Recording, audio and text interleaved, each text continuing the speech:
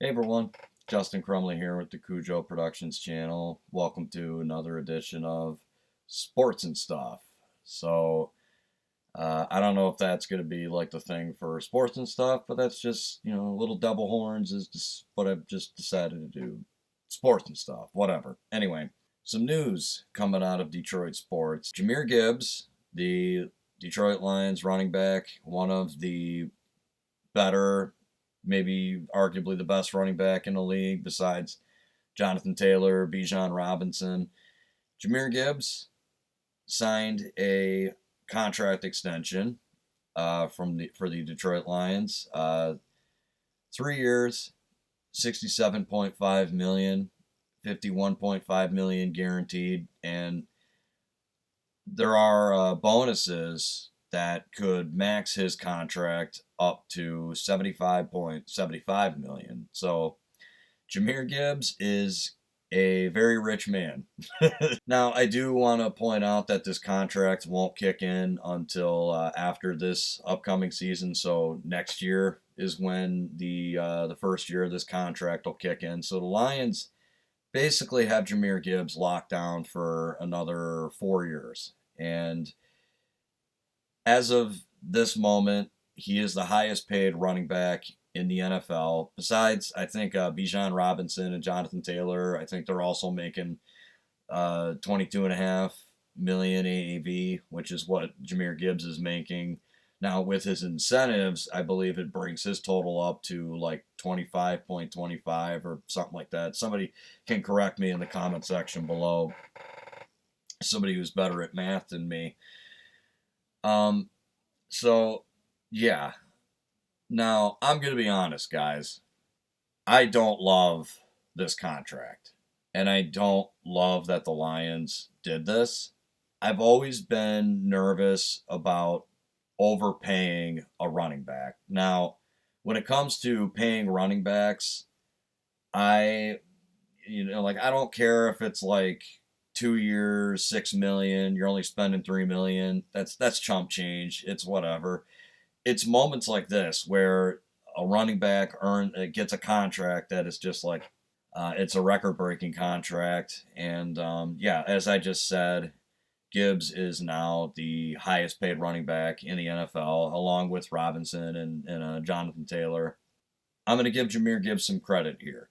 He has broken over 1,000 rushing yards in his first 2 out of 3 seasons, and they were the last 2 seasons, 2024 and 2025. He has been a 1,000 plus rushing running back 2 out of his first 3 seasons. I'll give that to him. That's pretty good. Let me just break this down a little bit, because I feel like the numbers here are a little bit inflated. So in 2024, Jahmyr Gibbs had 5 games with 100 plus rushing yards.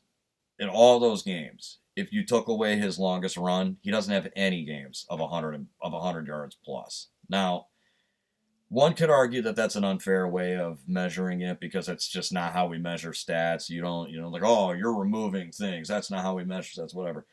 I'm just kind of trying to put things in perspective as to, like, if you're going to go and say that this guy is like a unicorn or he's like the best thing ever since Barry Sanders, I think you got to pump the brakes a little bit.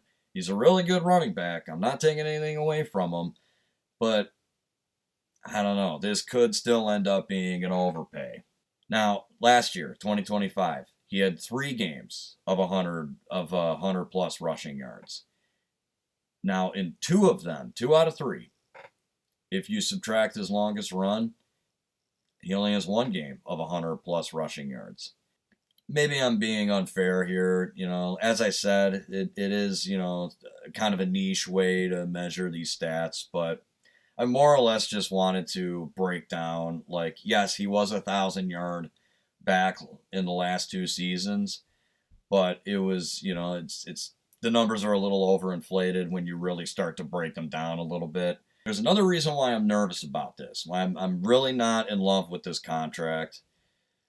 There's another reason, and it's because historically, when NFL running backs sign big contracts, their production tends to just hit a downward spiral, unless your name is Derrick Henry. But that guy is like a fucking human rhinoceros. So, yeah, we see this time and time again. Running backs, when they fall off hard.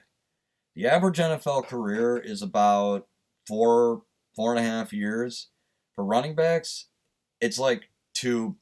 I think last time I checked, it was like 2.5 to 2.7 years, something like that. Those numbers might have been updated now. I haven't looked them up recently, but the point is that when running backs when they fall off hard. They basically just hit a brick wall. It's always a risk paying a running back. It doesn't matter how old they are, at what age.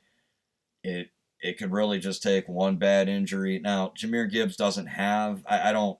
At least off the top of my mind, I don't remember him having like a really bad injury history. Not compared to a lot of other Lions running backs, but again, it can happen at any time. And I do have a few examples I want to list. Um, Christian McCaffrey. I think this is a pretty solid example myself. He signed a 4-year, $64 million extension in 2020 with Carolina before getting traded to San Francisco in 2022 and signing another extension, adding 2 more years to that deal. And his contract was already loaded. So in Carolina, he was making $16 million a year, and in San Francisco, he was making $19 million a year. This is not chump change for a running back. In 2020, Christian McCaffrey missed 6 games with a grade 3 high ankle sprain.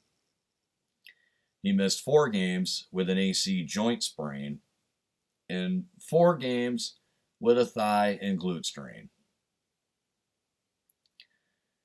In 2021, he missed 5 games with a grade 2 hamstring strain and another 5 games after rolling his ankle and getting put on IR. So it was a little later in the season, but he racking up more injuries.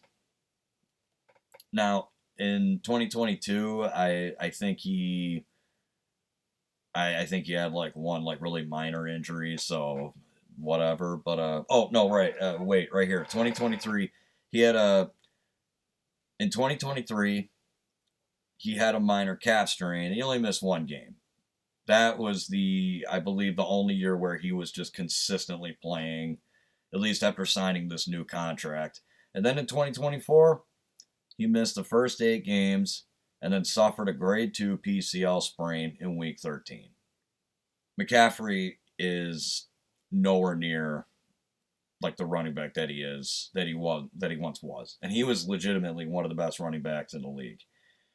He was considered one of the best. Now, that is a title that does tend to change hands every year. You know, every year we're always talking about a new best running back in the league. One year it's Derrick Henry, the next it's Saquon Barkley. I'll get to him in just a second. The next year it's Christian McCaffrey, and so on and so forth. It just seems like running backs when they fall, they like I said, they hit a brick wall. So moving on, the next example I want to talk about is Saquon Barkley. And I know I can already see some of the comments, you know, what are you talking about? Saquon Barkley is still really good. But it's like, okay.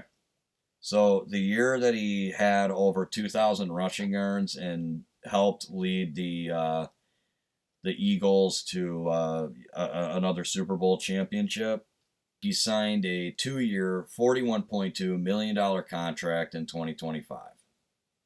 So, or I don't think it was during that year. I think it was like during that offseason. He signed a 2-year, $41.2 million extension. And up until Gibbs, Robinson, and Taylor all signed their contracts, Barkley was the highest paid running back in the league up to this point. And to be fair, he still has 1 year left on his deal, but you compare his last year, this last year, to the year before, which maybe that's a little unfair because he put up like godly numbers in the year before. Like I said, he ran for over 2,000 yards, and he was he was a big part of the reason the Eagles made it to the Super Bowl and eventually did beat the Chiefs. Barkley rushed for 1,140 yards in 2025. He had 3 games of 100 plus yards. Now, I'm going to do the same thing to him that I did with Jahmyr Gibbs.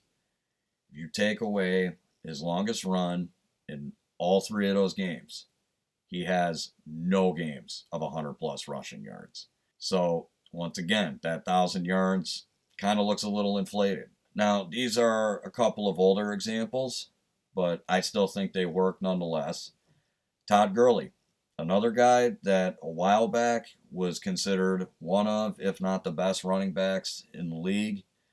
He signed a 4-year, $60 million extension with the LA Rams. His production declined significantly after he developed arthritis in his knee. He eventually got released in 2020. And I remember during the Super Bowl against the Pats, Super Bowl 53, he was basically a non-fact. In fact, I don't even think he played. I think it was C.J. Anderson that played most of that game. By then, Gurley was he was it was the writing was on the wall. He was done. The last example I want to talk about is Ezekiel Elliott. Ezekiel Elliott signed a 6-year, $90 million extension with Dallas.